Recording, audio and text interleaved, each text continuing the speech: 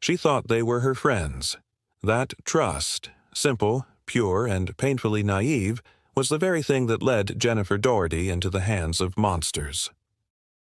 On February 10, 2010, a quiet Pennsylvania town would uncover a crime so cruel it would haunt the state for years to come. Jennifer's story wasn't just about murder, it was about betrayal, torture, and the darkest side of human cruelty hiding in plain sight. Jennifer Daugherty was 30 years old, sweet-natured and trusting to a fault.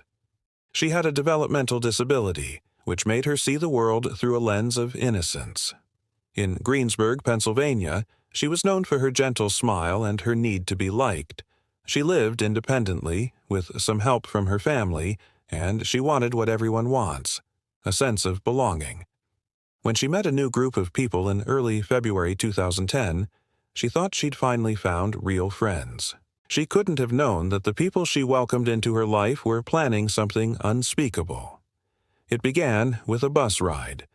Jennifer had taken the public bus to Greensburg to visit one of her new acquaintances, a woman named Angela Marinucci.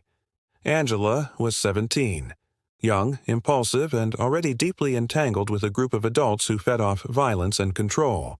Living in the same apartment building was Ricky Smearns, a manipulative 24-year-old who saw himself as the leader of their little circle. Alongside him were Melvin Knight, a man with a quiet, brooding presence, Peggy Miller, who played the role of a friend until the knives came out, Amber Meidinger, Ricky's girlfriend and eager accomplice, and Robert Bubba Masters, the muscle of the group. Together, they called themselves a family, but to Jennifer, they were just new friends. When Jennifer arrived, she texted her sister, saying she planned to spend the night and would be home the next day. That was the last time anyone in her family would hear from her alive. What unfolded inside that apartment over the next 36 hours was a slow, sadistic descent into madness. It started small, taunting, insults, mockery, but it escalated with terrifying speed. Ricky Smearns, paranoid and delusional, told the group that Jennifer needed to prove she was their friend. He claimed she was trying to steal his girlfriend. Fueled by jealousy, drugs, and pure cruelty, they decided to teach her a lesson. They took her phone, her keys, her bag, every connection to the outside world. Jennifer, confused and scared, tried to play along, hoping it was all some kind of twisted joke. But it wasn't. The group began torturing her, physically, mentally, and psychologically. They beat her, tied her up, and forced her to write what they called her suicide note. They shaved her head, covered her with nail polish, and forced her to drink concoctions of spices, urine, and detergent. Every act was calculated to strip away her humanity. The leader, Smearns, turned it into a game. He made the group vote whether Jennifer should live or die. The result was unanimous. That night, Melvin Knight led Jennifer into the bathroom. He was ordered to kill her. Jennifer, sobbing and terrified, pleaded for her life. But Knight obeyed. He stabbed her repeatedly as Ricky and the others listened from the next room. When it was over, they wrapped her body in Christmas decorations and garbage bags, stuffed it into a plastic container, and dumped it in the snow behind a local school in Greensburg. The temperature was below freezing. Her body was found 2 days later, on February 11, 2010. When police arrived, they were met with a gruesome scene. Jennifer's body bore dozens of stab wounds. Her wrists were bound with Christmas lights. She still wore her socks. The detectives who responded would later say it was one of the most disturbing cases they had ever seen. There was no mystery about what had happened. It was pure, senseless cruelty. But what baffled investigators was why. The first break came quickly. Jennifer's bag, containing her ID and other personal items, was found inside the apartment complex. Detectives began questioning the residents. The group tried to play dumb at first, each pointing fingers at the others. But as the pressure mounted, the cracks began to show. Peggy Miller, trembling and panicked, broke first. She told detectives about the family, about Ricky's control, and about how they had voted on Jennifer's fate. Her story matched the evidence.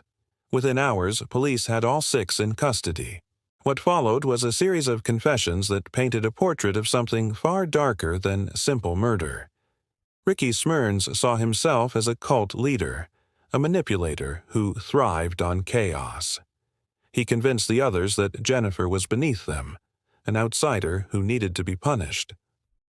Angela Marinucci, the youngest, wanted to impress him. Melvin Knight followed orders without question. The others joined in, afraid to be the next target. During questioning, Melvin Knight confessed in chilling detail. He described how Jennifer begged for her life, how she tried to pray, and how she said, "I just want to go home." He said Smyrns told him to finish the job, and he did. Knight's words were flat, emotionless, a mechanical recounting of horror. Detectives later said it felt like listening to someone describe taking out the trash. The trials began the following year, and the courtroom was packed. The prosecution laid out the evidence, the suicide note, the fingerprints, the confessions. Jennifer's family sat in silent agony as the details emerged. Photos of Jennifer's final hours were shown to the jury. Every gasp from the audience cut through the silence. The defense tried to argue that the killers were mentally unstable, manipulated by Ricky Smyrns, but the evidence was overwhelming. Ricky Smyrns was sentenced to death. Melvin Knight received the same. Angela Marinucci, being a minor at the time, was given life without parole. The others, Peggy Miller, Amber Madinger, and Robert Masters, received lengthy sentences for their roles in the torture and murder. Justice was served on paper, but no sentence could match what they had done to Jennifer. Even in the courtroom, there were moments of chilling arrogance. Smyrns smiled as the verdict was read, as if proud of the chaos he'd created. Marinucci cried, but her tears came too late. The prosecutors said this wasn't just a case of murder. It was a case of evil orchestrated by choice. 6 people acting together, destroying one innocent life for no reason other than cruelty. Jennifer's family spoke after the trial. Her stepfather said, "She trusted people too easily, and that's what killed her." Her mother, R.S.'s voice broke as she said she hoped her daughter, E.'s story would remind others that monsters can look just like anyone else. In the years since, the murder of Jennifer Daugherty has remained one of Pennsylvania's most haunting crimes. It raised hard questions about mental illness, about the system meant to protect vulnerable adults, and about the chilling capacity for cruelty among ordinary people. The town of Greensburg, once known for its quiet streets, became synonymous with horror. Jennifer's final words, as remembered by her killers, were simple. "I just want to go home." It was the plea of a woman who never understood why the people she called friends turned into her executioners.